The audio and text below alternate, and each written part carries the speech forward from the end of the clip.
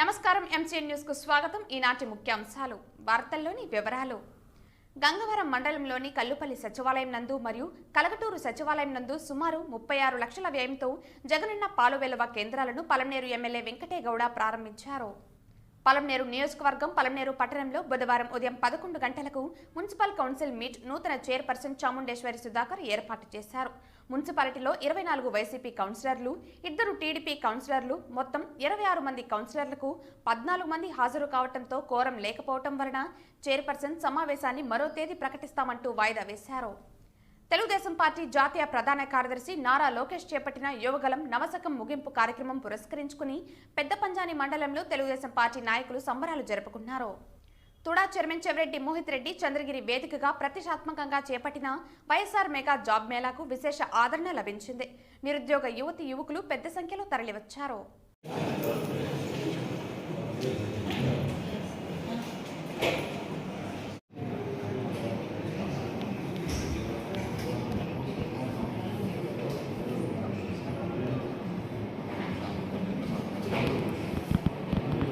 దీంతో టీడీపీ కౌన్సిలర్లు శారదమ్మ, సునీత, వైసీపీ కౌన్సిలర్లు సల్మాశ్యామ్, సుధాకర్లు, కిరణ్, నియాజుల మధ్య వాగ్వివాదం చెలరేగింది. ఇంతలో టీడీపీ కౌన్సిలర్ల భర్తలు సుబ్రహ్మణ్యం, నాగరాజు కౌన్సిల్ సమావేశంలోకి దూసుకొచ్చి మీరెవరు మాకు చెప్పడానికే అంటూ కౌన్సిలర్లపై వాగ్వాదం పెట్టుకోవడంతో సభలో గందరగోళ పరిస్థితి నెలకొంది. కాసేపు ఒకరిపై ఒకరు విమర్శలు గుప్పించుకున్నారు. ఔటర్స్ కు లోపలికి అనుమతి లేదంటూ కౌన్సిలర్లు తెలపగా గొడవ మరింత పెద్దదైంది. దీంతో పోలీసులు కల్పించుకుని టీడీపీ కౌన్సిలర్ల భర్తలను బయటకు తీసుకువెళ్లారు. మున్సిపల్ కమిషనర్ కిరణ్ కుమార్ మాట్లాడుతూ కోరం లేక సమావేశాన్ని వాయిదా వేశామని, మున్సిపల్ సమావేశం తదుపరి తేదీని ప్రకటిస్తామని తెలిపారు.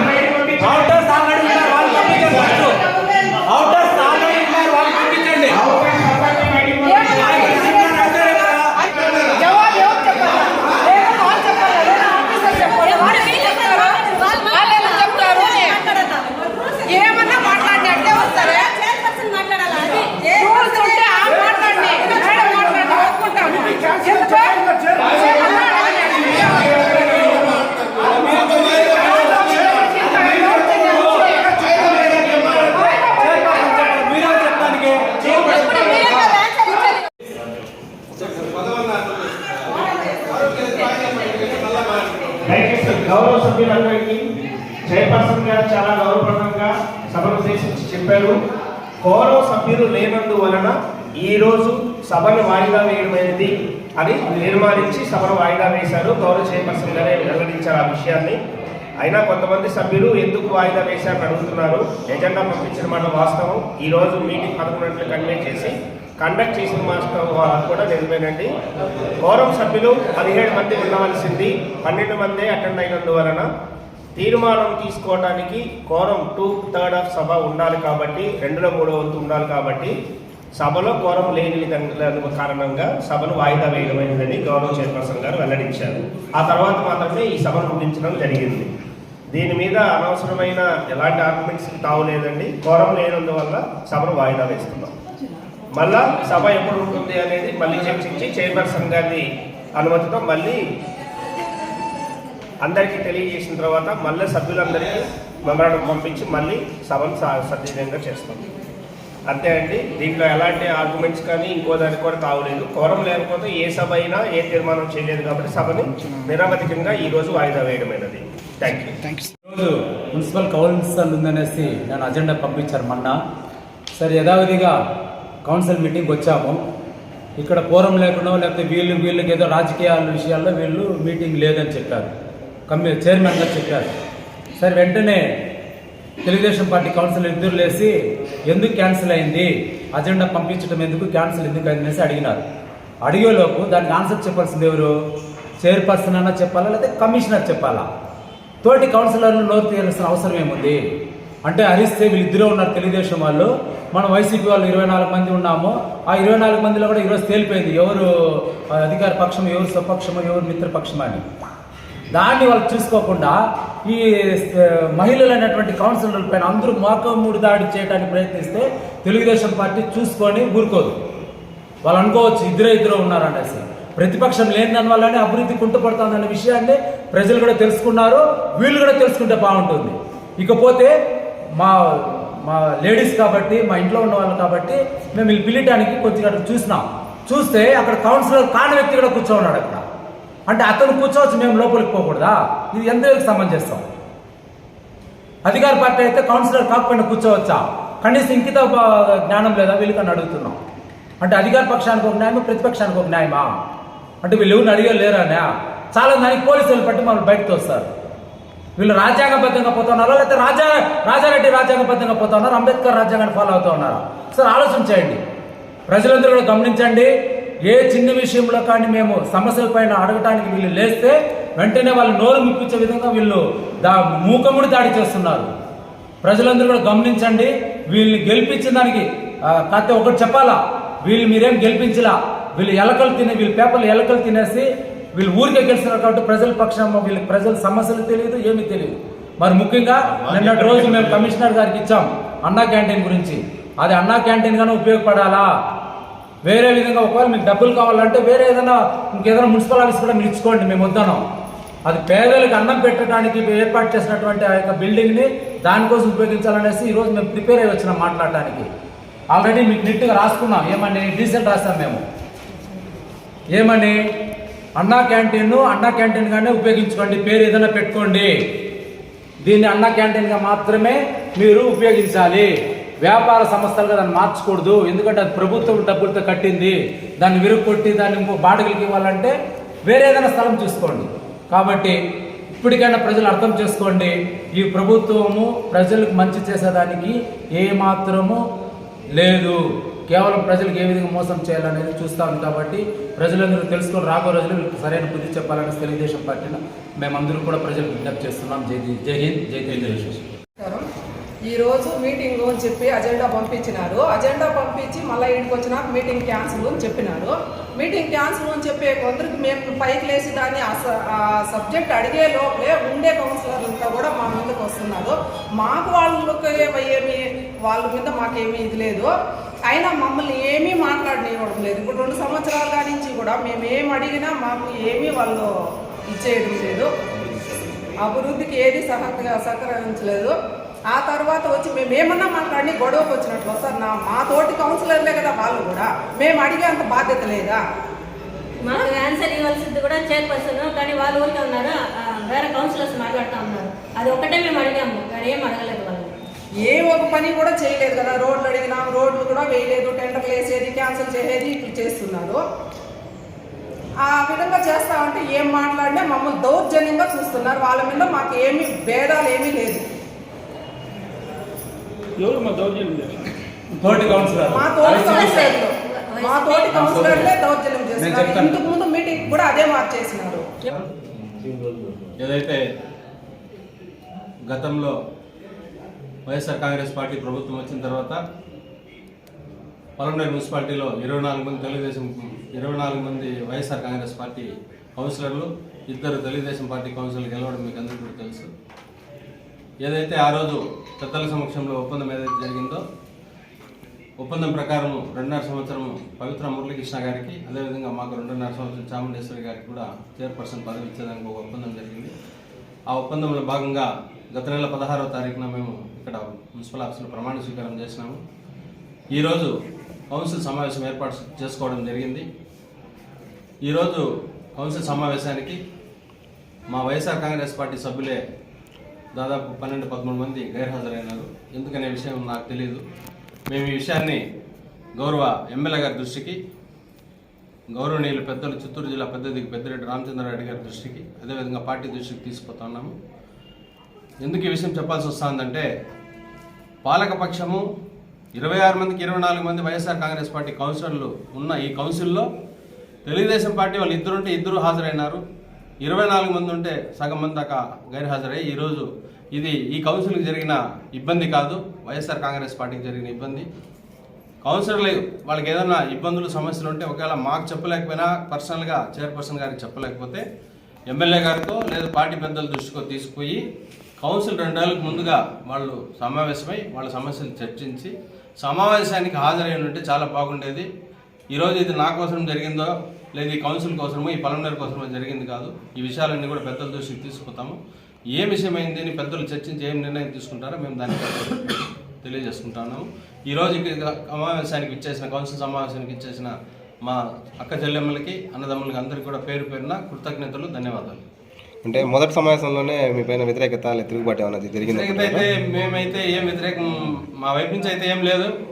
మేమేం తప్పు చేయలేదు, పొరపాటు చేయలేదు. పరిపాలన విధానంలో భాగంగా ఏమన్నా 1-2 ఏమన్నా చేసింటాము తప్పితే అంతకుమించి ఏం లేదు. దయచేసి నన్ను కూడా ఏం అడగండి ప్లీజ్.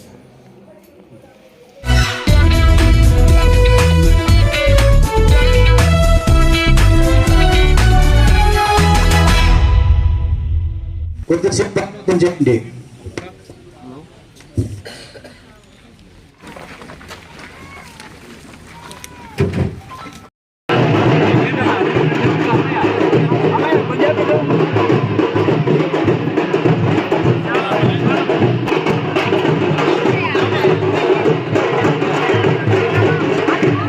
జగనన్న పాల విలువతో పాడి రైతుల్లో వెల్లివిరిసిన దరదాహం. పాడి రైతులకు ప్రభుత్వం అండగా నిలుస్తూ జగనన్న పాల విలువ పథకం కింద అమూల్తో ఒప్పందం వల్ల లీటర్ పాలకు 20 రూపాయల వరకు అదనంగా ఆదాయం లభిస్తోంది. మధ్య దళారీలు, కమిషన్ ఏజెంట్లకు స్వస్తి పలుకుతూ ప్రతి 10 రోజులకు ఒకసారి అక్క చెల్లెమ్మల బ్యాంకు ఖాతాలకు నేరుగా నగదు జమ చేస్తున్నారని తెలిపారు.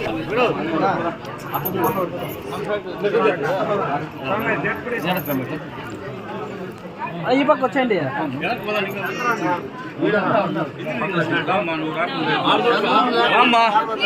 కొంచెం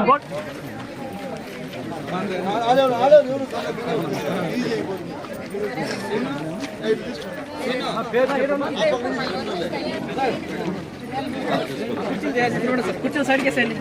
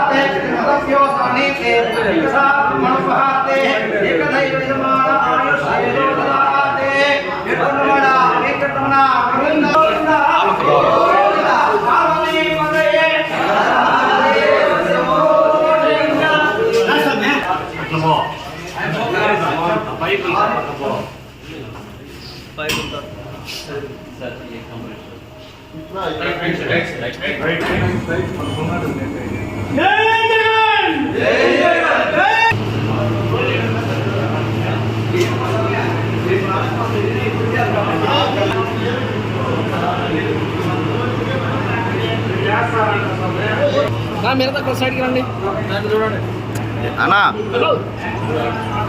సైడ్కి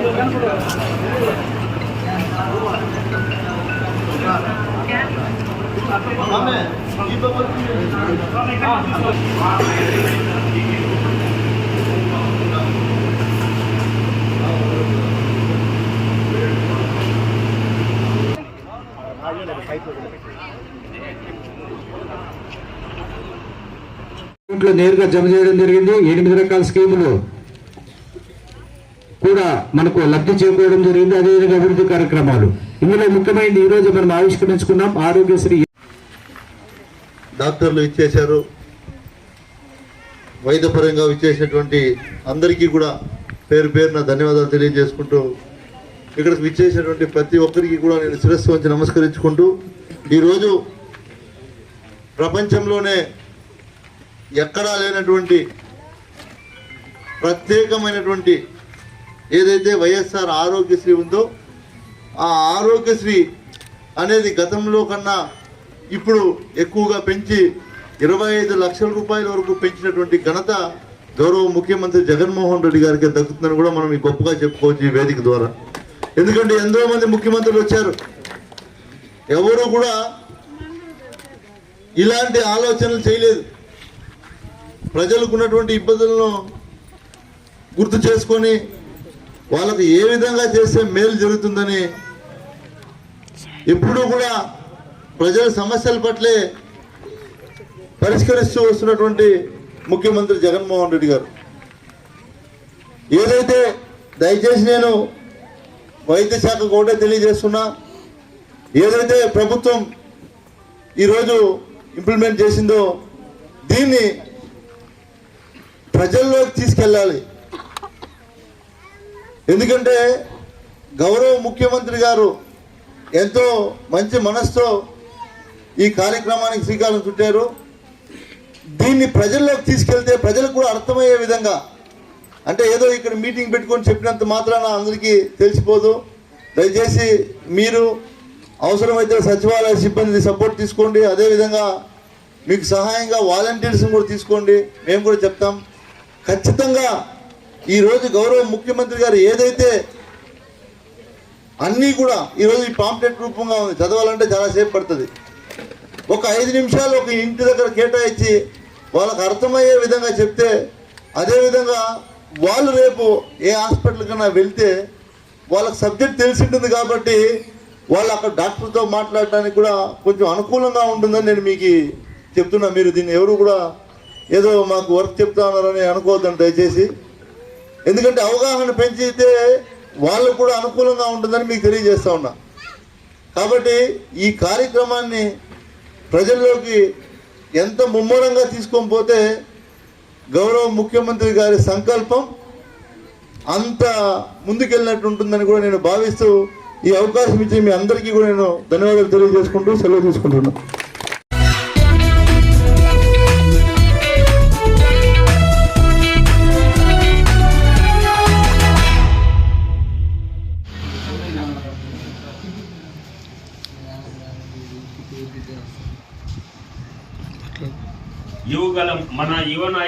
ఏడాది జనవరిలో ప్రారంభమైన యువగలం బుధవారం విజయనగరం జిల్లాలో నిర్వహించిన కార్యక్రమంతో ముగింపు పలికారు. ఈ సందర్భాన్ని పురస్కరించుకుని పెద్ద పంజాని మండల తెలుగు యువత ఆధ్వర్యంలో కేక్ కట్ చేసి సంబరాలు జరుపుకున్నారు. నారా లోకేష్ ఈ కార్యక్రమాన్ని దిగ్విజయంగా పూర్తి చేశారని కొనియాడారు. యువనేత నాయకత్వంలో తెలుగుదేశం పార్టీ పూర్వ వైభవానికి తామంతా కృషి చేస్తామని పేర్కొన్నారు.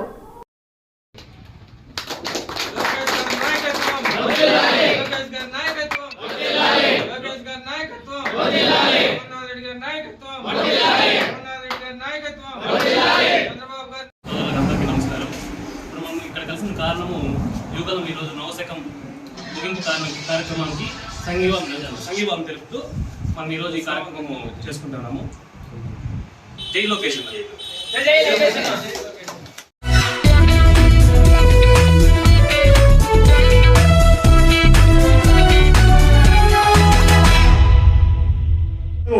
అందరూ కూడా చక్కగా ఈ యొక్క ఇంటర్వ్యూస్ ని పాల్గొనాలని చెప్పి దీన్ని చక్కగా సద్వినియోగం చేసుకునే వరకు ఈ యొక్క ఇంటర్వ్యూస్ నిర్వహిస్తారు. కాబట్టి దయచేసి అందరూ కూడా మేల్ అండ్ ఫీమేల్ ఇద్దరికి కూడా ఎలిజిబిలిటీ ఉంది. So thanks for this opportunity sir. అన్ని చోట్ల వేకెన్సీ ఉంది. చిత్తూరు, కడప, మీ ఎక్కడ నియర్ ప్లేస్ కావాలో ఆ నియర్ ప్లేస్ లో మీకు పోస్టింగ్ కూడా జరుగుతుంది.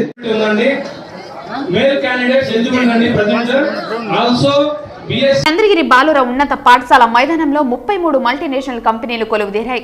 బుధవారం ఉదయం 7 గంటలకే తుడా చైర్మన్ చెవిరెడ్డి మోహిత్ రెడ్డి మైదానం చేరుకున్నారు. ఏర్పాట్లను అధికారులు పార్టీ శ్రేణులతో కలిసి పర్యవేక్షించారు. ప్రభుత్వ విప్ చంద్రగిరి ఎమ్మెల్యే చెవిరెడ్డి భాస్కర్ రెడ్డి ఏర్పాట్లు పరిశీలన, నిర్వాహకులకు పలు సూచనలు చేశారు. జాబ్ మేళాకు విచ్చేసిన యువకులకు ఉదయం అల్పాహారం ఏర్పాటు చేశారు. ఉదయం 8 గంటలకే జాబ్ మేళా రిజిస్ట్రేషన్ ప్రక్రియ ప్రారంభమైంది. ముందుగా రిజిస్ట్రేషన్ ప్రక్రియ పూర్తి చేసుకున్న నిరుద్యోగ యువత తాము ఎంచుకున్న సంస్థ ప్రతినిధుల వద్ద విద్యార్హత పత్రాలతో ఇంటర్వ్యూకు హాజరయ్యారు. ఇంటర్వ్యూలు పూర్తి చేసుకున్న యువతకు అప్పటికప్పుడే ఉద్యోగ నియామక పత్రాలను తుడా చైర్మన్ చెవిరెడ్డి మోహిత్ రెడ్డి అందజేశారు. ఉదయం 11 గంటలకే 5,000 మందికి పైగా తరలివచ్చారు యువత. ఈ జాబ్ మేళా ద్వారా సామాన్యులైన నిరుద్యోగ యువత కుటుంబాలు ఆర్థిక పరిస్థితి మెరుగుపరిచేందుకు దోహదపడుతుందని తుడా చైర్మన్ తెలిపారు. మల్టీనేషనల్ కంపెనీ ప్రతినిధులను తుడా చైర్మన్ మెమెంటో ఇచ్చి ఘనంగా సత్కరించారు. ఈ కార్యక్రమానికి నియోజకవర్గ పరిధిలోని పార్టీ శ్రేణులు పూర్తి సహకారం అందించారు. నియామక పత్రాలు అందుకున్న నిరుద్యోగ యువత సంతోషం వ్యక్తం చేశారు. మధ్యాహ్నం కూడా వారికి భోజన విందు ఏర్పాటు చేశారు. జాబ్ మేళాలో రక్తదాన శిబిరం ఏర్పాటు చేశారు. జాబ్ మేళాకు విచ్చేసిన యువత సీఎం జగన్ పట్ల అభిమానంతో రక్తదానం చేశారు. చెవిరెడ్డి కుటుంబ సభ్యులు హర్షిత్ రెడ్డి, రఘునాథ్ రెడ్డి, చైతన్య రెడ్డిలు తదితరులు రక్తదానం చేశారు. కుటుంబ సభ్యులతో విచ్చేసిన 6 మండలాలకు చెందిన నిరుద్యోగ యువత జాబ్ మేళా నిర్వహణ పట్ల ప్రశంసలు జల్లు కురిపించారు. జాబ్ వేకెన్సీస్ పైన వాళ్ళు తీసుకోవచ్చు, మేము జాబులు ఇస్తాను ముందుకు రావడం జరిగింది. అందులో రేణుగుండ నుంచి కావచ్చు, తిరుపతి నుంచి కావచ్చు, మన చెన్నై నుంచి కావచ్చు, బెంగళూరు నుంచి కావచ్చు, ఎక్కడి అన్ని చోట్ల నుంచి కంపెనీస్, వివిధ మల్టీనేషనల్ కంపెనీస్ అన్ని, అమర్ రాజా నుంచి, అదేవిధంగా టీవీఎస్ నుంచి, మనకి డిక్సన్ నుంచి, మనకి బిల్టెక్ నుంచి ప్రతి ఒక్క కంపెనీ మన చుట్టుపక్కల కంపెనీస్కి రావడం జరిగింది. వాళ్ళు కూడా చాలా పాజిటివ్గా హెచ్ఆర్లు కూడా మేము మ్యాక్సిమం 90% రిక్రూట్ చేసుకుంటామనే ఒక ఆలోచనతో ఉన్నారు.